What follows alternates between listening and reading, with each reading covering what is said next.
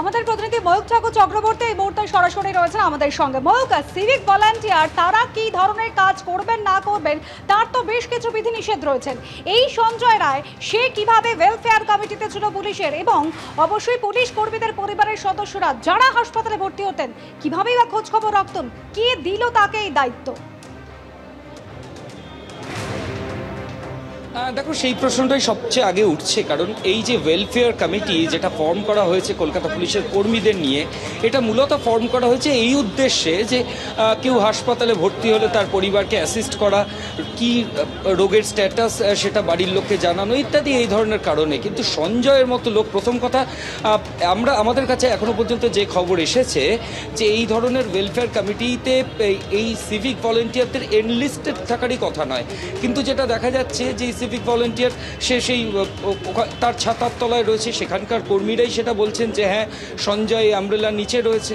এবার সবচেয়ে বড় যেটা প্রশ্ন, যে কোনো রোগীর খোঁজ নেওয়া যদি উদ্দেশ্য হয় তাহলে অভিযুক্তেরও মারাত্মক ক্রাইম করলো কেন? আর সবচেয়ে বড় কথা, রাত 3টের সময় 3:30-র সময় এই আরজিকর হাসপাতালের এমার্জেন্সির 3তলায় উঠে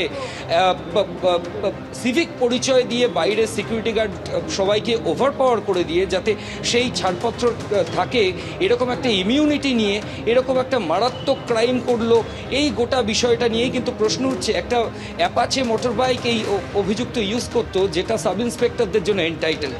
সবচেয়ে বড় আর একটা প্রশ্ন উঠছে, যেটা অফিসারদের জন্য এনটাইটেল বাইক কী করে একটা সিভিক ভলেন্টিয়ার ইউজ করতে পারে, তাও যদি কাজের ক্ষেত্রে ইউজ করে সেই প্রশ্ন কিন্তু উঠছে। কিন্তু এখানে এই অ্যাকিউজড, এই মারাত্মক অভিযোগ করেছে, সে একটা বাইক ব্যবহার করছে যেটা সাব ইন্সপেক্টরদের জন্য এনটাইটেল, সে একটা ব্যারাকে থাকছে যেখানে তার থাকার কথা নয়, আবার সে রাত 3টের সময় হাসপাতালে তার ফ্রি এন্ট্রি, তাকে কেউ আটকাচ্ছে না, এমন তার ইমিউনিটি, এমন অর্গানাইজেশন থেকে সে বিলং করছে যে লোকজনকে ওভারপাওয়ার করে দিচ্ছে।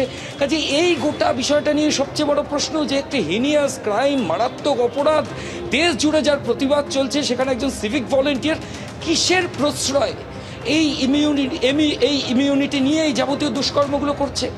যে অর্গানাইজেশনের তরফ থেকে সিভিক ভলেন্টিয়ার বিলং করে তাদের শীর্ষ কর্তাদের সঙ্গে আমরা যোগাযোগ করেছিলাম, তারা কেউ ফোন ধরেননি।